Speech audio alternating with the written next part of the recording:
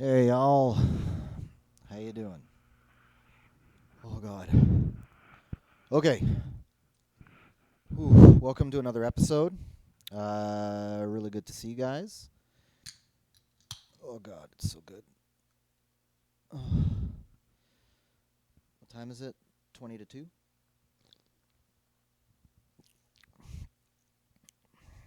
It's medically unadvisable o'clock somewhere.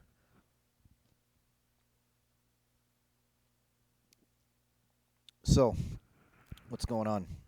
Well, first things first, you'll notice that the robe is today underpinned by a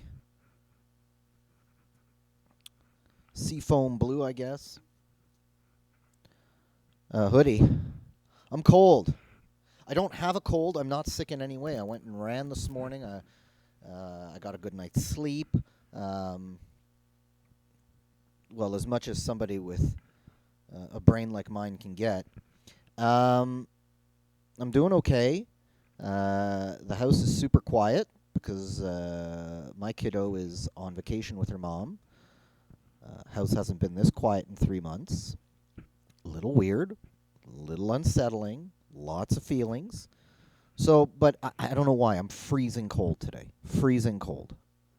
House is at the temperature it should be at. I'm just just shivering in here, which is really odd because this week I was kind of feeling a little frumpy, and I weighed myself on the old scale, and I think I got to drop 5 pounds.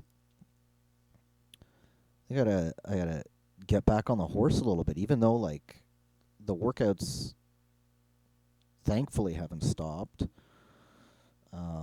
But I don't know why. Maybe it's winter weight. I have no idea. But being 5 pounds fatter, I should be warmer, and I'm not. I'm cold. I'm always cold. Um, so there's that. Bit of weight to lose and bit of heat to gain. Uh, I don't really have a topic for today. I'm really sorry. I figured I have the time, so I'll do a podcast. But I came into this with no plan. I think we need to start doing guests. I think there needs to be a conversation aspect to this because rambling man is not going to sell it. I am not intelligent, witty, or quite frankly interesting enough to keep this train going by myself. Unless you guys say otherwise, unless the fact that I'm a rambling lunatic is why you dial in. However, let me sell the point that if we get this to be with normal people on it, we can see the wonderful interactions between a rambling lunatic and a normal person. Always interesting, always a little awkward, always a little uncomfortable, which is generally the way I describe my interactions with the rest of humanity. It's a wonderful and tempestuous and unsettling dance with social graces that I don't quite understand. So here we are. It's late Feb. I can see snow gently falling outside, and quite frankly, I'm sick of it. I don't care for it. I would rather be doing something besides hiding in my house. I suppose I could be doing something. But here's another point, folks. I am quite frankly, I'm whatever the man version of a spinster is. Um,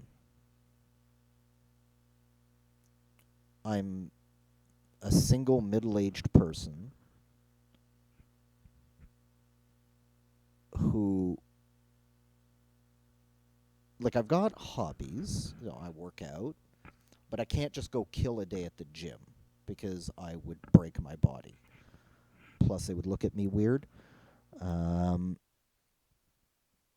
I do my martial arts, but you got to go with the class schedule on that. And the classes are done for today, and I don't want to overtrain either. I already overtrain enough. Um, I listen to music, but let me tell you, the feelings come in hot and heavy when the songs get a little too melancholy. So I've done that before. I've coped with silence by just throwing on noise canceling headphones in my own house, um, and putting on music.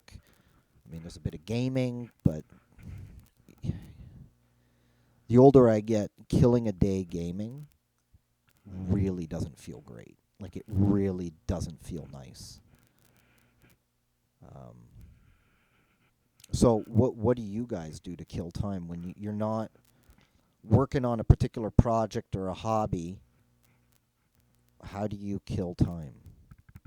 I mean, approaching other people clearly is not the answer, like directly. I'm doing this through the Scrollcast at large to the dozens and dozens of you. But doing it to like directly to another person, like, hey, what's up? That's not happening. I am far too awkward for that. So yeah, leave your comments and suggestions. Telling me to sit on my own thumb, though, probably been tried and probably won't be tried again. And I say probably. Um, what else is going on? What's interesting is, I'm trying to deal with perhaps a more serious topic, but something I want to rant about. And perhaps people have their opinions on this, but my daughter's mother and I were trying to get my daughter some help with some things, and we're approaching some professionals, and we are working with a professional right now, and they've referred us to a second professional within their business to help us out on another aspect of helping my daughter. I'm not going to get too much into it. I mean, you guys can read between the lines fairly well. What's incredible to me is that the referral was sent through, and we were supposed to get a consultation. Now remember, we're already seeing somebody in this office, and we want to see a second professional for a different aspect of helping my daughter, like I said. That second professional refused on the grounds that my daughter's case is too complicated and that we should go approach other avenues such as public services, where in order to get those services, there's probably about a 3 to 5 year wait time on an urgent case. Am I crazy to think? Was I an asshole? Was I an asshole when I responded? Now, don't forget that this professional, the second so-called professional, never emailed us directly. It was all done through either a secretary or an admin person. I suppose administrative person was the most correct thing to say. Can you even say secretary anymore? Is that a word that is no longer acceptable in the lexicon? I mean, boards of administrators have secretaries. Governments, high-level positions are secretaries, but I suppose referring to administrative people as secretaries is no longer politically acceptable. But you know what is politically acceptable is sending a message through an admin assistant refusing to consult. I wish I had a job where I could just turn around to somebody and say, you know what, I know that's my job, but I'm not going to do it because, quite frankly, I don't want to.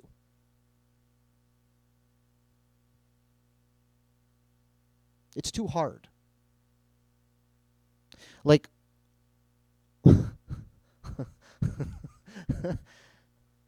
I can understand perhaps not being an expert. For instance, I get this question and you guys, I've said this before, I'm an accountant, okay?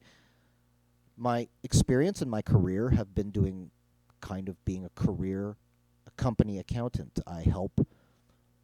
So my job is managing things like accounts receivable, accounts payable, payroll, running the books, making the financial statements. You may not understand all of that. That's okay.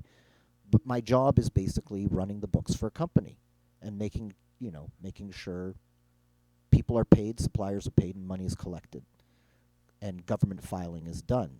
Those are the breadth of my responsibilities. I often get questions on personal tax matters because when you hear accountant, the first thing that the everyman's going to think is, oh, this guy's a tax expert. What's interesting is I am not a tax expert. Oh, I have a basic lay of the land. I can kind of finagle and finiggle around my way. I do my own taxes. But knowing every single rule, I mean, there's specializations in that. People become tax accountants. It's a speciality. It's not my speciality. But the thing that I always do, if somebody asks me a question, is I always say, here's what I think. Please do not take that as golden advice. I'm not a specialist in tax. That's what I say. I say I'm not a specialist in tax. You should refer to a tax accountant. And I have a couple names at the ready, because in my professional opinion, to leave somebody in a lurch without a name or without at least a path where they could get quick help on their question is to me negligent. Okay? To me, it's negligent. Am I obliged to do that? No. But I'm a professional, or at least I'd like to think I'm a professional, as much as a man in a bathrobe over a hoodie can be a professional. But I'd like to think I'm a professional. To get Now, don't forget that the business we're dealing with for my daughter is a private business, okay? To get an answer such as, I don't want to do it and please go see the public system, is quite frankly, in my opinion, negligent.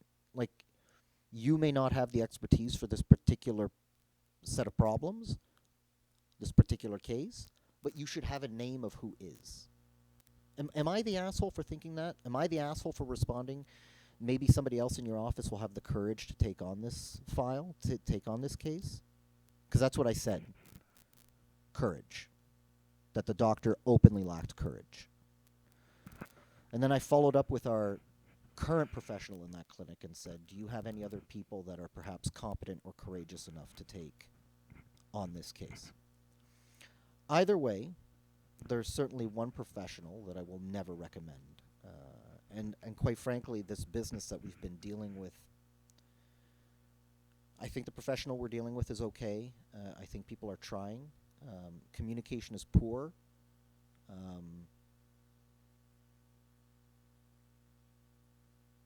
The administrative help is poor. And the practices they use are suspicious at best. Suspicious at best. But you know what's on point? The accountant notices billing.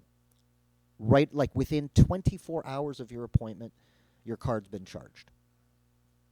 100%. Their billing is on point. The rest of it's a shit show, but the billing is on point. So there's that going on. Am I the asshole for thinking that this doctor is just not particularly professional? I spoke with, my mother has worked not in that field, but she's worked in the larger system for decades. And she told me, she was like, you dodged a bullet there, because if that's the answer you're going to get, she goes, I wouldn't even insist. That just goes to show their character. And I agree. Just a total lack of character, lack of backbone. It's really incredible. And this is a big problem in Canada, is the brain drain, especially in Quebec. Quebec, the system is so broken. Well, across Canada it's broken. These systems are so broken. And I know the Americans have privatized healthcare, but quite frankly, professionals in the healthcare profession down there make so much more money, even when you factor in the fact that they have to pay for their own liability insurance. They're still light years ahead of what people make in this country. So any good doctor doesn't stay in Canada. That's our problem. We have wonderful healthcare people, I think people that really try. But if you were to have the best of the best, they're not here.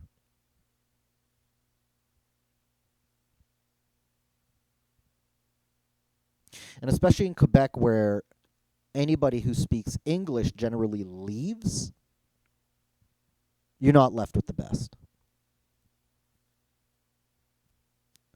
Lots of effort, I know that, but quality,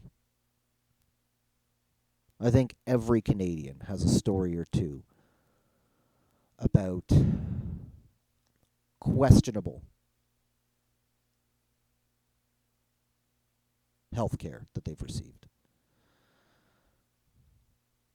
But that's not to say, what's the Canadian system is extremely frustrating when your problem isn't urgent. The Canadian system is extremely frustrating when you have lower income and you cannot afford quicker access to care. Where the Canadian system is very good is in critical problems. If you have generally like something that's, and it's not every case, I'm sure there's always some that slip through the cracks, as any good government run thing will do. But generally, if you have a critical problem, the Canadian system will take care of you. It won't bankrupt you. That could happen in the United States. That is our saving grace. This is why people generally in this country don't go bankrupt for healthcare. But the Canadian system also is overly bureaucratic. The amount of... I would love to step in as a process manager and start to look at all the bureaucratic hoops and administrative bullshit that has to be done to get healthcare done in this country. And just start, it's on the news every day. We need nurses, we need doctors, we need pediatricians, we need psychologists, we need psychiatrists, we need this, we need that. And everybody's going, but the cost.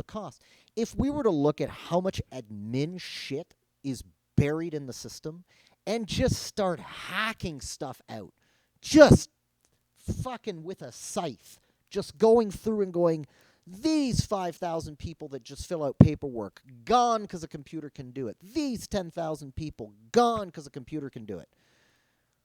We could, yes, in the short term, it would cost a lot of money to get systems up and running, but after that, you have a lot of budget freed up to get professionals in the door, to pay better salaries so you don't have brain drain. But what politician's going to vote people out of their jobs, right? I mean, for Christ's sake, it's been well known that, especially in Quebec, largest employer in this province is Quebec, the government. Over 600,000 employees, apparently. It's 10% of the population, or 20. It's ridiculous.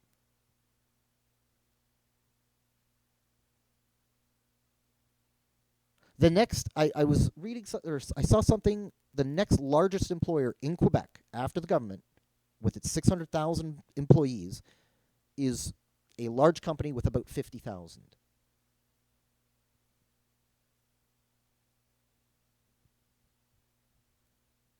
No wonder this province is so taxed and yet so poor. We essentially, for every 5 people, we're paying permanent EI. And don't forget that these employees don't just get their salary, massive benefits.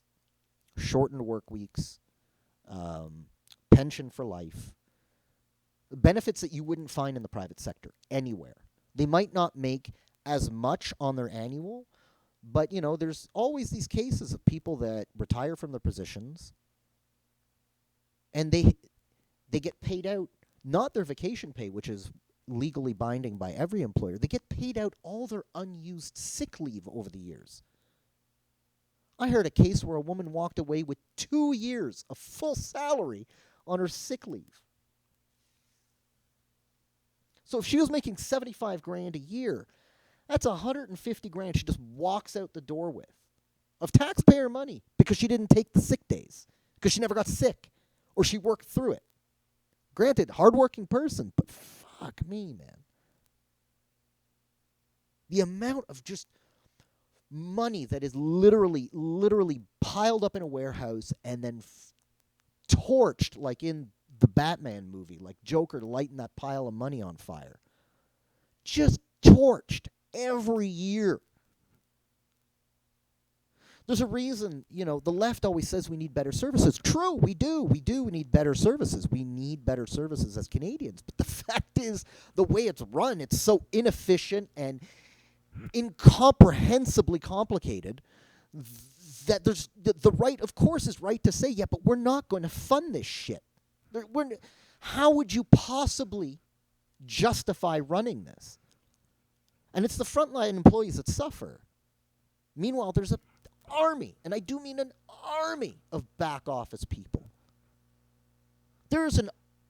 I would question if you were to put helmets on every admin paper pusher in the Quebec government, if you would not have a military that rivaled the biggest militaries in the world in terms of headcount. A large army.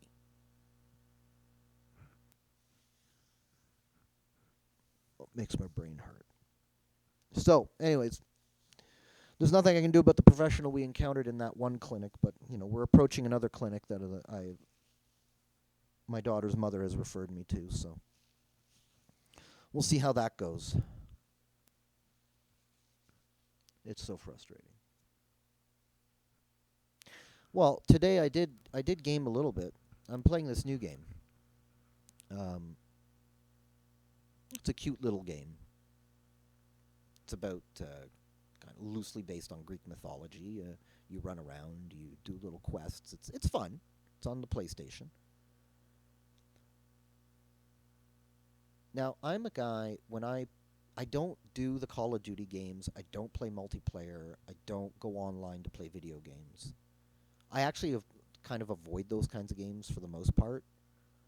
I like single-player games. I like games with a story, or games where, like in old Nintendo days, you put the game in, the game is complete, you play it from start to finish, you finish the game.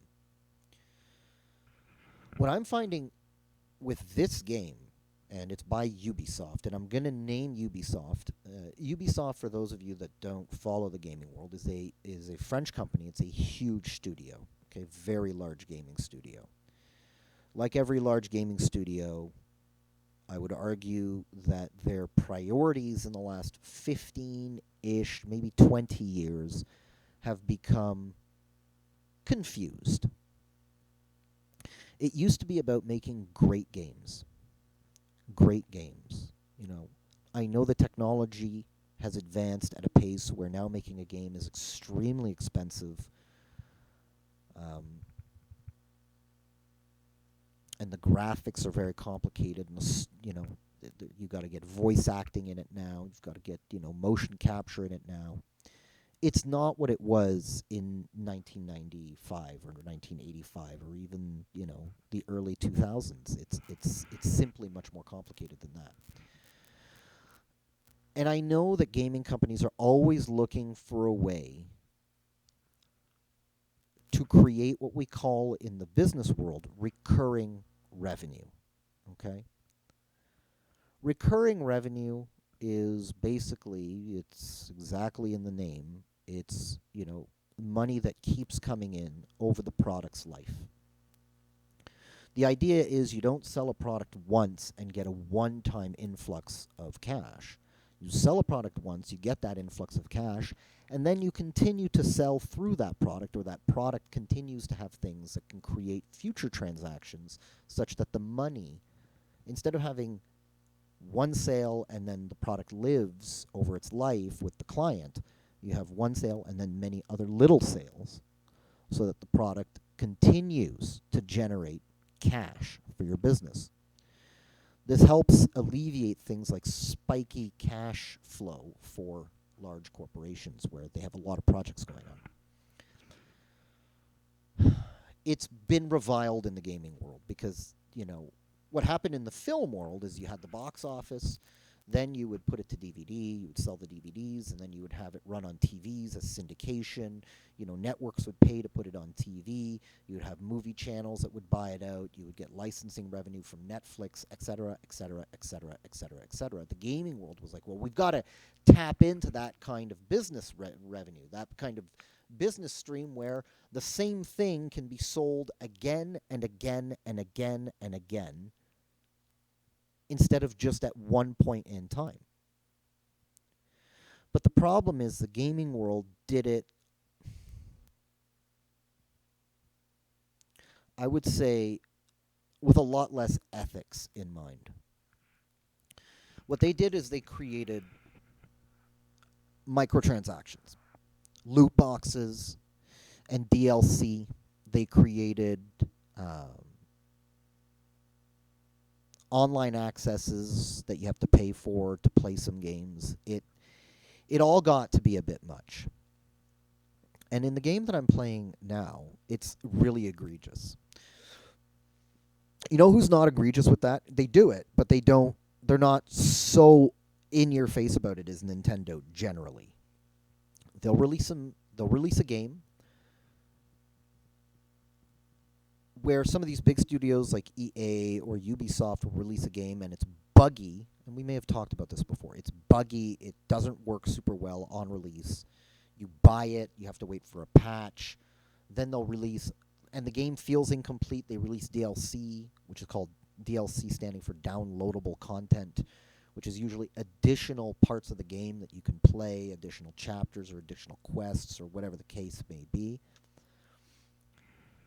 And they'll do that, but the first release isn't great. Nintendo generally, when they release a game, it's really good off the jump. The quality is there. It's not that buggy, or buggy at all, for that matter. It works, and then whatever they do after the fact is DLC, but it's loaded. Like, the DLC is really additional content to the game. The game, when you bought it, still felt complete. This game that I'm playing today, it's egregious. First of all, I install it on the PlayStation. First thing it asks me to do when the game boots up is, please sign up for a Ubisoft account. You can't play the game without a Ubisoft account. I'm like, I don't want a Ubisoft account. I don't want emails from Ubisoft. I don't want to be bombarded with crap. But you have to. So I said, you know what? I'll just make a Ubisoft account. So again, like, here I am, not respecting my own boundaries and signing up for something I don't want to do, but I have the game, and if I don't, like, it's a waste of money if I don't play it. So I sign up for this Ubisoft account, and I get into the game, and what's really crazy is that right in the game interface, in the controller setup, you have a way to access the online store.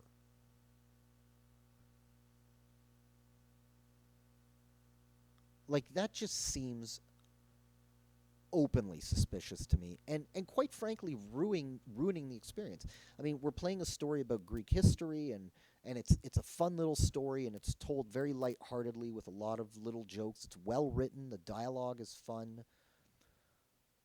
But when you open your menus to, look at, your little character's inventory or where you have to go on the map,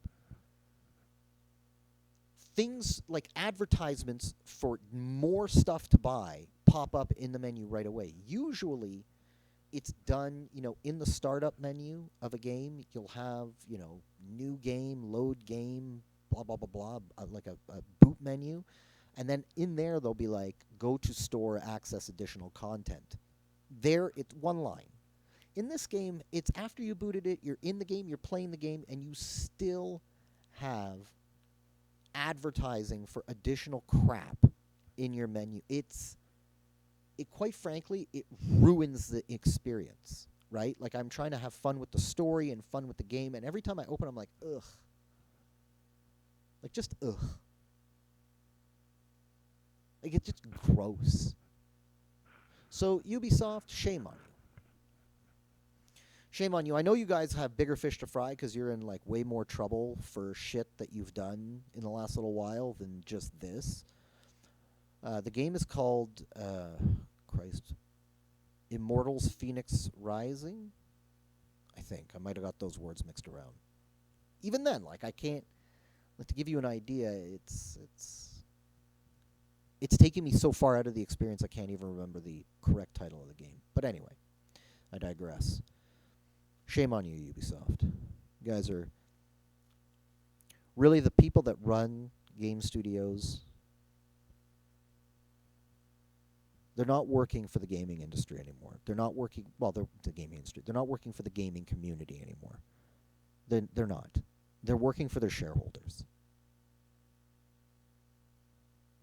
And what I think they don't realize is how much their own credibility looks bad in front of the gaming community by panhandling to their shareholders like they do. Anyways, guys, let me know. A couple of questions in this one. How do you guys keep yourselves busy on those quiet days when the feelings are getting zoomed up by the caffeine? How are you holding up with the winter? How are you guys keeping in shape? Please comment, subscribe, like, don't like, hate, whatever the case may be, man. You do you. Talk to you all later.